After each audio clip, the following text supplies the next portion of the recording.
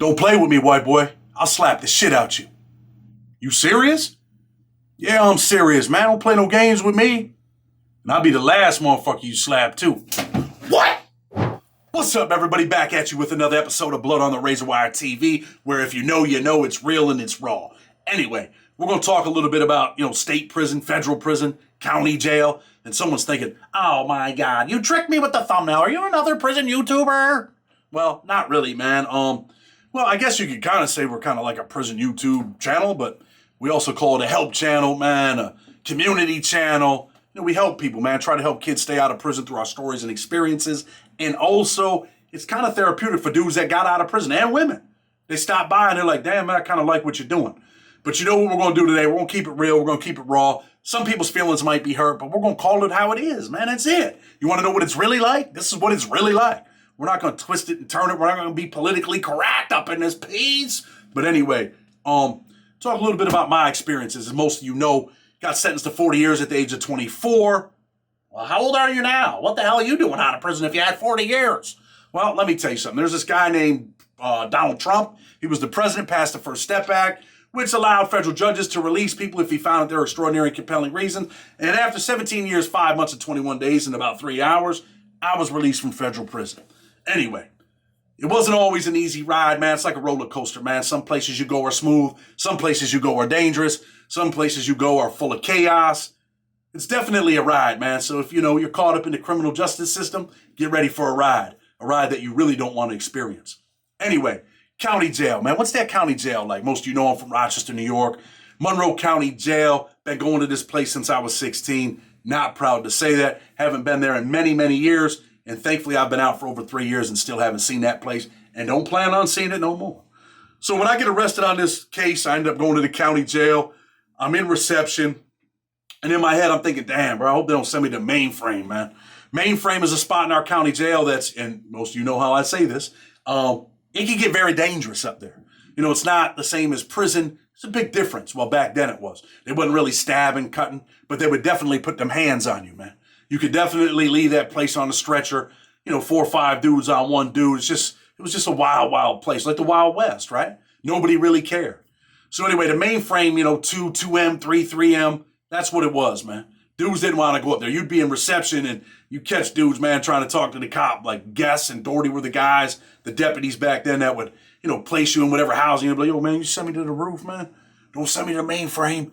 And you'd be like, damn, bro, dude's scared. You don't want to go up to that Mainframe. Because let me tell you how they would do you on the Mainframe, right? They would tell the cop, hey, man, my homeboy's downstairs, Tyreek Johnson, bring him up here, man. We got an open cell, man. And then the cop, like, yeah, we'll look into it. Yeah, sure they will. Next thing you know, they bring some dude up there named Smith. Smith, you're in cell 13, man. They pop the gate, you walk down there. Dudes will come down there and put garbage bag on your bars. Like, yo, man, pack it up, man. I need this cell for my homeboy, man. You weren't supposed to come up here. They don't know you. You're definitely hit. Or they might just be like, you know what, man? We just feel like whooping on someone today. And I want my man to come up here, so they jump on you. They just jump on you to get you out of the unit. It's not even a unit, man. It's them old school jail bars, jail cells, like, right? They want their man up there and there's an open cell and you just took it. So you got to go. And sometimes you leave with violence, man, and anger. And it's brutal, man. And you know what? I'll tell you, I think I mentioned this on here before. Your boy became a victim, man. On the minor pits, man. Had a bunch of dudes, man, the whole damn pit jumped in. We used to call it pits, right? And let me tell you something. In every sense of the word, it was a pit, man. It was like a gladiator pit up there. So they jumped me up there, man, when I was a kid. And it didn't work out for your boy. I went out swinging, but didn't work out. So anyway, man, I end up in the county jail on this bid. And I'm like, damn, I'm thinking in my mind the same thing, man. I don't want to end up on the Mainframe, right? I know I'm probably facing, an extensive amount of time in prison. So it's a good possibility I'll end up on the frame. Definitely not trying to go up there. So anyway, I get lucky, man. They open up this new part of the jail. It's called the Towers. And, this is the crazy part about it. People are like, man, the Towers got their own washer and dryer. They got hair clippers right in the unit. It's this big housing unit, kind of like federal prisons, right? That was like what made people happy, man. When your life is, yo, man, they got washers and dryers over there. That's where I'm trying to go. Man, listen, you're living the wrong life if that's what makes you happy. We'll talk about some other things, man, that I went through when I was a kid in state prison and how people reflected. And you just look at people now in hindsight, you'd be like, damn, bro, that's what your life's about? So anyway, man, I end up in the county jail. they send me over to the towers, right? I don't go to the mainframe. Like, man, we got a place for you, man. Pack your bags. I pack up my little stuff I got. It ain't much. And I head over to this new housing unit. I'm like, damn, this shit is all right? Got carpet on the floor. They got these plastic seats you can sit on. You don't have to sit on the metal table watching TV. And you can actually hear the TV over here. I'm like, man, maybe this is all right. That's that stinking thinking where you're like, damn, man, jail's all right. Jail ain't never all right. So anyway, man, I'm in this unit, and there's this kid, I'll never forget his last name, Mullins, right? He's facing a bunch of time, man, for a shooting. He's hanging out with this other big black kid from his neighborhood. They called him Grizz. And you just kind of watch these dudes, man, walking around. It's kind of like when you get to prison, you be like, man, them dudes are too hard for the yard. These dudes act like they're the kings, right? And I'm thinking in my head, like, if they're the kings, why ain't they on the mainframe, man? You're running around here like you're the king of the jungle, man, and really you're not. You're faking at the highest level. At least that's what I'm thinking. But the kid Grizz definitely has some size on him, you know, and I'm thinking, definitely probably don't want to really get in a confrontation with the cat, right? Even though I'm trying to trick myself, he's not on the mainframe. He's not up there in the house of pain for a reason. So anyway, the kid Mullins, man, he's got a little store. He's selling commissary items. You know how that goes. Dude's got a store in their cell. You know, you 2 for $3 or, man, listen, you're a white boy. Sometimes you might get a 2 for $1. You're hungry. You're trying to get something. They're like, yo, man, for you, it's like 2 for $1. Why is it 2 for? Well, because commissary day's tomorrow, bro. Prices are different. You're like, yeah, but hey, listen, man, don't put no price on my shit. You want it or no? So anyway, long story short, man, the kid's got the store. He's running it, and he ends up leaving that night. He gets jammed up. They take his ass. They're putting him in what we call the box in the county jail, right? I don't know exactly why he leaves, but he leaves. He's yelling at dudes, yo, listen, yo, I need you to get my stuff for me. He's yelling at his man. He don't want to leave everybody, you know, with his shit. So he's like, yo, my man right here is going to collect tomorrow. And the next day, I'm sitting there. I've probably only been over here about a month, right? Sitting there, I'm reading the Rochester newspaper, man, in the morning. The kid Grizz comes up to me. He's like, hey, yo, man, you owe my man a bag of Cheez-Its. And I look up at him, right, like, nah, bro, you got the wrong dude, man. He's like, nah, man, you owe my man a bag of Cheez-Its. I'm like, nah, bro. You probably mean the white kid in the cell next to me. That's one thing that I never did in the county jail, right? I had a couple dollars, man. And even if I didn't, I wouldn't take nothing from people. I don't do the store thing in the county jail. I have done it in prison later on in life. But, man, I stayed away from the store thing, the 2 for $1s and the 2 for $3s and owing people money. That shit adds up. And you know what? It's always an issue, man. It always becomes an issue when I see people. So now I got this big black kid standing over the top of me, man, pressing me about a bag of Cheez-Its. And I'm like, yo, like, you got the wrong dude, homie. Like, don't you understand that? And he's like, hey, man, I slapped the shit out of you, white boy. And I'm like, are you serious? He's like, yeah, I'm serious. I'm like, nah, bro, you ain't serious. And the kid mushes me in the face, right?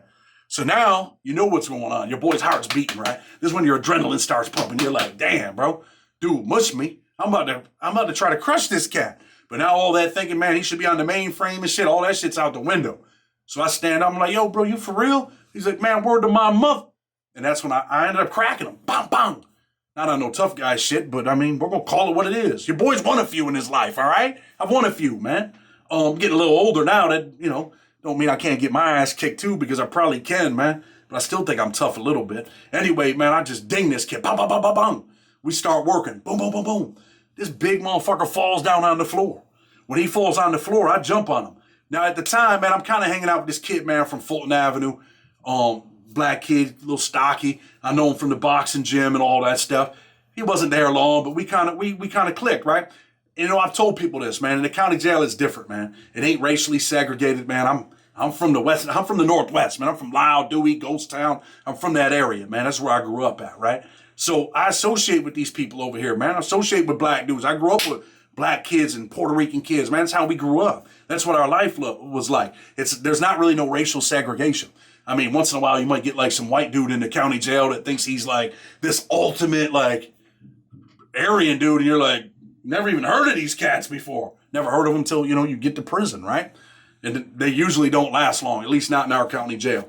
So anyway, man, I'm working with the kid. He falls down. I'm on top of him. And his cousin's in the unit, right? Acting like he's about to do something to me. So I holler at my boy, man, that I've been hanging out with. Like, yo, watch him, man. Keep him off me. And I'm on top of this kid, man, like some UFC shit. Just pounding on this dude, man. Bang, bang, bang, bang, bang, bang. Cops come in. They're like, we're going to mace you, Marks. Let him go. I was kind of known for fighting in the county jail since I was a kid. Just a wild dude. Not that dude no more, but I was definitely a wild dude back then. They're like, yo, we're going to mace you. And I'm thinking, Man, I'm not letting this big motherfucker go, man. I'm not letting him go. Hell no, you gotta mace me. And eventually, man, they end up spraying me, take me out of the unit. But my man Jermaine, he had held me down, a kid from Fulton Avenue. He's not letting his cousin act like he's gonna do something. Man, stop faking, bro. Stop faking. You ain't trying to do nothing. You're probably down here for petty larceny, bro. Got a $500 bail and can't get out. Because don't no one got no love for you for all the shit you've done in your life. Dude was faking, man, like he was going to do something. And the girl that I'm with now, everybody knows I'm married to Jen, right? She was my girl at the time. And after this fight, I go to a different housing unit. I remember being sprayed, man. You ever been sprayed with mace? You end up, they take you in that little room, man. They start putting all the shit in your eyes. You like, anyway, man, they fix your boy up, I guess, with all the water, put me in a different housing unit. A couple days later, I'm on the visit with my wife, right? The girl that's my wife now. She was my wife then, too, actually. And I see the kid on the visit, the kid Grizz. He's like, yeah, man, you got that. You got that. I had my shower shoes on, though. Next time, and I'm just thinking, shower shoes really didn't have, nothing to do with it. You ever hit somebody like, bang, bang, bang, bang, bang, and they're just punch drunk? Like, some people, man, I'm not saying the kid wasn't a tough kid. He probably was. I just happened to catch him, man. He probably didn't expect that. And sometimes you see that stuff. Like I said, we're going to keep it real and raw, right? Sometimes, man, at least in that county jail, you end up in the wrong housing unit. Man, dudes think, man, that because you're white, you're soft. Not all white boys are soft, man. And that doesn't make me the king of the mountain. I mean, I get my ass whooped too, but I'm all right with mine. I always tell people, hey, man, I'm all right with them, right? So anyway, man, when I hit this kid, I just stun him. And that's what happened. You catch him, man. And, always remember that, man. If you ever get in something, I'm not promoting violence or anything like that, but remember this, man. Always be first.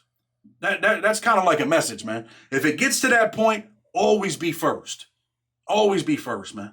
Because if you're not, you might end up like him. Because, a person hits you with five or six of them eye jammies, you might be punch drunk. And that's what happened with this kid. He was punch drunk. And this is how life works in the county jail, man. Dudes are always looking for a victim, I felt like, in the county jail. And sometimes, man, they pick the wrong person. And that day he picked the wrong person. It had nothing to do with his shower shoes, nothing like that. So now, we'll talk a little bit more about the county jail. You guys want to hear more about the county jail? Like I told you earlier, man, there was an incident when I was in the minor floors, went to church. I was always kind of like a big kid, right? And I remember this dude in the unit like acting like I was Van Damme. There was this other kid from my neighborhood that I ended up having a fight with or whatever. And when we were kids, and then we're in the minor floors. He's mixed. He's black and white. He's in the white boy pit, right? And it's kind of like he's intimidating all the white boys, man. Like they're afraid around this cat. So anyway, man, long story short, I go to a little church service. I come back. This is when I was a kid. And next thing I know, man, I got the whole pit on me. The whole pit swinging on your boy. Bam, bam, bam, bam, bombing on me, right? Because this dude must have gotten his feelings about when we were kids and we had a fight. So they ended up jumping me. But the county jail is a place where when you compare it to state prison, you compare it to federal prison, I think that, in state prison and federal prison, things are more serious. Things can get serious really quick, right? And when they get serious, it's like, it's all knife play, or it's it could be a life or death situation. And more so in the county jail, man, it's the hands, man. People are trying to get it in with the hands. And I'm going to give you another story, man. I was with my boy, Dave Crawford. Dave, you're from Rochester, man. If you hear this story, man, chime in, bro. I've been trying to find you since I've been out of jail and can't find you on Facebook, can't find you anywhere, man. But if anybody knows Dave Crawford from Rochester, New York, man, hit Dave up. Tell him to hit me up, man. It was my boy, man. Once upon a time, we weren't always friends. We got into it when we were kids. Some things happened in front of my house, and we won that day, right? But that doesn't mean that we could be on the losing end some other day. But anyway, man, this was a kid that I had a beef with when we were kids, pretty much over nothing. And it got serious, man. And you see all the time, right? Just now in my city, 2 dudes are killed in front of a bar. There's a beef in the bar. They go outside. Some shit happens. 2 dudes are dead now. Like I always say, man, mothers are burying sons. So anyway, it got that heated when we were kids where, we were wild, never thinking about the consequences, man. Just thinking about that action, thinking about, I want people to know that I'm about that business. I'm about that life. We came out with the gauge. What's up? And you know what? We could have ended our lives right there, man. Could have ended our lives with a 25 to life. Go to the parole board and never get out. New York. You get 25 to life, don't mean you're getting out. And he could have ended up on the losing end in a much different way. Or we could have ended up on the losing end because them boys, they played with them things back then. So anyway, I get to the county jail, man, like I just talked about, and I end up getting moved. So what housing unit do I go to? I don't know how I get this lucky, man. But I end up in this housing unit called Street Plaza. And me and Dave are up there, and there's this Italian kid up there that I know. He used to be one of my customers. I hate to say it, but this is what it is. This is what it was. And he's up there, man. He's always talking shit, little short Italian dude. And there's these dudes in this unit, man, and there's a dude up there with titties. What? Yeah, there's a dude up there with titties, man, all right? He's a man, man. It's Jose, man, and they're calling him Jesse. But really, his name's Jose. So he's up there, man, and these dudes are in the back, upstairs, doing whatever they're doing. You know what they do in prison? They do the same shit in the county jail. They're up there playing games with this dude. I don't really know if his name was Jose. I'm just telling you, just joking. Don't really know what his name was. It was a Spanish kid with titties. And they're up there in the back with this cat. And this Italian kid's like, oh, these dudes, man. They're up here in the shower, man. It's disrespectful. They're blazing this dude. And now everybody's like, oh, shit. But really, man, everybody in the unit knew that there was this group of dudes that were doing their thing. They're up there doing their thing with these dudes, man, with this dude, right? And I tell my boy, now they're pissed off, man. He done blew up their spot. He exposed them. And I tell my boy, I said, look, man, if these dudes jump on this kid, man, I'm helping him, bro. Like, he's not wrong. He's like, nah, bro, he's Italian. We're Irish, man. F that dude, man. F that dude. And now we're up there with a bunch of, and I hate to say it like this, but this is what it is. It's real and it's raw, man. We got to call it what it is. We're up there and pretty much, man, it's gonna turn into a bad thing, right? It's not about color. It's not about race. It's more about, like, disrespect, I guess, right? This dude disrespected these dudes, and now they're, to them, but I feel like they're disrespecting us up there, banging the dude in the shower. Like, find a different place, bro. That's the community shower. So anyway, man, long story short, they end up jumping on this kid. And I'm going to give a shout out to this kid, man. Hawkins. What the hell was your first name? Sean Hawkins? He's not a kid. When I say kid, I shouldn't really use that word, but he's a grown-ass man. This dude Hawkins is a grown-ass man. And I tell my boy, I say, yo, bro, if they hit this dude, if they jump this dude, I'm helping them. And a bunch of the white dudes are like, man, we're helping too. I'll tell you how that worked out in a second. It didn't work out. So anyway, man, I'm like, yo, man, if they hit the kid, I'm helping them. Sure enough, man, big-ass kid from over by where my stepfather used to live, over by Smith Street. Big dude, probably 35 years old. He rocks the Italian kid. Boom! When he rocks him, I just run over there and hit him, like running. Boom! And my boy Dave's like, damn, man.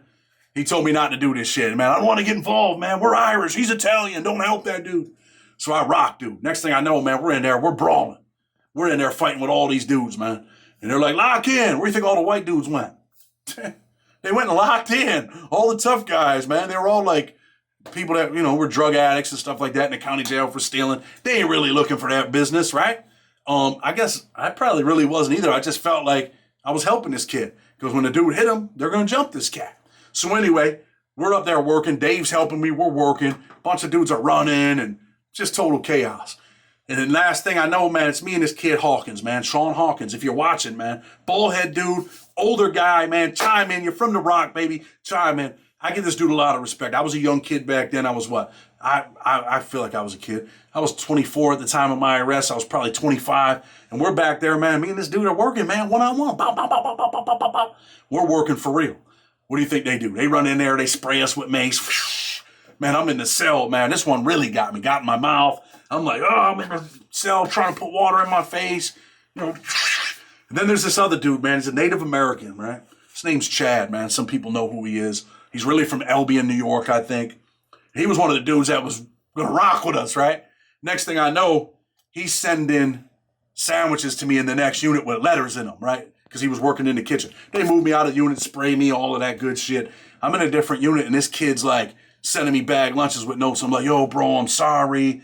I feel bad about what I did, and, I shouldn't have done it that way. He says all this bullshit, all this nonsense, man. Like, now you want to, like, worship me, man. I'm not your dad, bro. I'm not even your friend. And then, I talk about him a little bit because when I get out of jail, like, he knows some people that are close to my family or my wife's family, and he's talking shit like he's a tough guy. But, bro, I know what time it is with you, man. You really weren't a tough guy. You ran. All the shit you talked about you were going to do, you ran. So these are the things that happen in the county jail, man. And like I said, it's different than the state, different from the feds. Back then, man, people would work. Men respect men, right? Back then, you work with your hands, man. Let the best man win. If you lose, man, you win the fight another day. And that's kind of like the message today. What's the message, man? Chad, you always give us a message. What's the message? The message is that people are constantly, resorting to different things, right? You don't always have to resort to violence. I've told people before, like, I operated like this when I kind of had a little influence. Sometimes people want a way out. You just got to give it to them. Like the Italian kid, he could have gave that kid a way out. Me, when someone mushes you in the face, you don't have a way out, man. This is what it is. You have to go to battle. If not, listen, man, we're not promoting violence, but if someone slaps you, someone mushes you, kicks you, someone puts their hands on you, you got to operate like, look, man, you don't want me to put my hands on you? Don't put your hands on me. And when you're in that type of environment, if a person puts their hands on you, you have to respond, or you will be a victim the rest of your time in jail, the rest of your time in state prison, the rest of your time in federal prison. You become a victim. You guys remember the kid in the cell, right?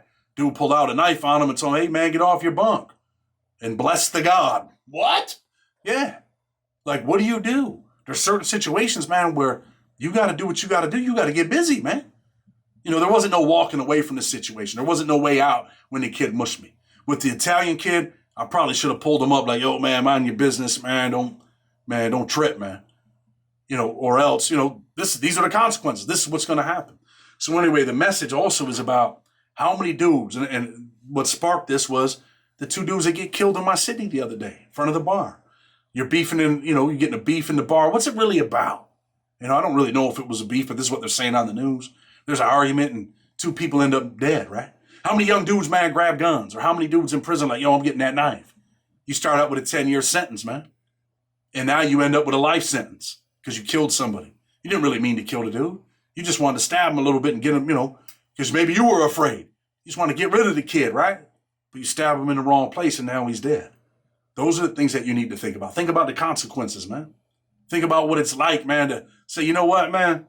You got that, man. You can walk away. Don't make you look like you're less of a man. You probably look bigger in many other people's eyes, right? Or you could, look big for the moment and end up with 25 to life. Doing 30 years before they give you a parole date. Go to prison when you're 24. Come out when you're what, 54? I had to add that up real quick in my head. You see me stop for a second, right? It's not really worth it, man. If it ain't worth dying for, it ain't worth beefing over. That's the message, man. Blood on the Razor Wire TV. Until tomorrow, you already know. We're out.